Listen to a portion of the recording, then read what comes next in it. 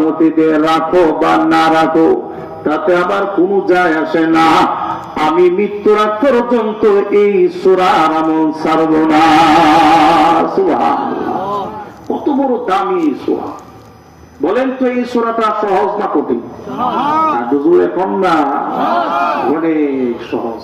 এই জন্য তো আমল করা কঠিন, এই জন্য আমরা আমল করি না।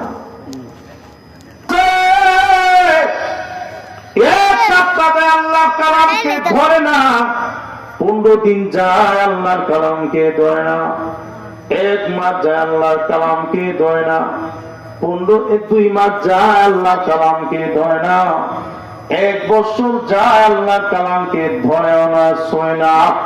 এমন মুসলমান আছে তার জীবনে কোনদিন আল্লাহর কালামকে ধইরা দেখে নাই, ঠিক কিনা?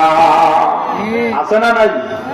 তার জীবনে কোনদিন আল্লাহ কালাম ধইরা পর্যন্ত দেখে নাই, এমন অনেক মুসলমান আছে।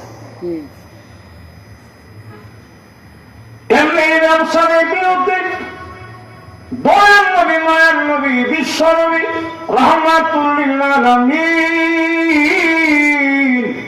মসজিদে কুবায় যখন আসলেন নামাজ আদায় করার জন্য, নামাজ শেষ করার পর মুসল্লিরা বিশ্ব নবী রাহমাতুল লিল আলামিনের দরবারে ডাক বলেন, ওগো নবীজি, আমাদের ইমাম সাহেবের বিরুদ্ধে একটা অভিযোগ আছে।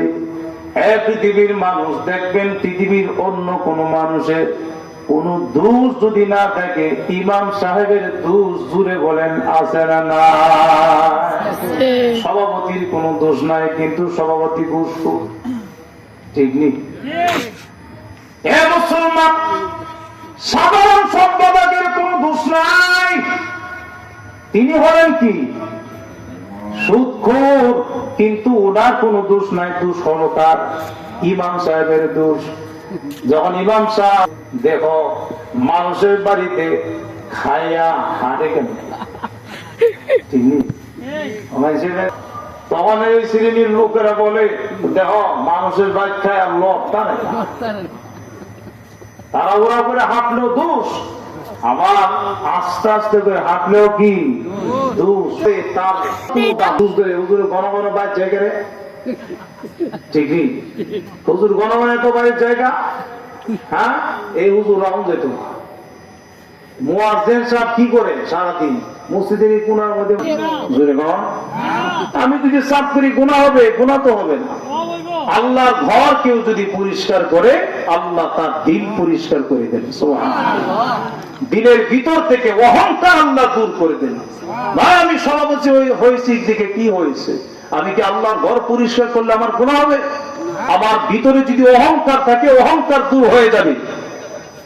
আমার ভিতর থেকে যত ময়লা আছে, যত রোগ আছে, এগুলো দূর হয়ে যাবে যদি আমি আল্লাহর ঘর পরিষ্কার করি। আর হক্কানি পীর মাশায়েখদের জুতা সুজা করি, তাদের জুতা সুজা করে আমার ভাগ্যের ব্যাপার। সরে কোন ঠিক কিনা? গাইস, আজকে আমাদের এই ওয়াজ মাহফিলের ব্লগটা আমাদের কাছে কেমন লাগছে অবশ্যই কমেন্ট করে জানাবেন এবং আমাদের চ্যানেলটিকে সাবস্ক্রাইব করে দিবেন। আর এরকম আরও বেশি ইসলামিক ভিডিওটি পেতে চাইলে আমাদের চ্যানেলকে সাপোর্ট করতে হবে। সাপোর্ট করলে ইসলামিক, ফানি, ইমোশনাল সব ধরনের ব্লগ আসবে ইনশাআল্লাহ। সো গাইস, টাটা, আল্লাহ হাফেজ।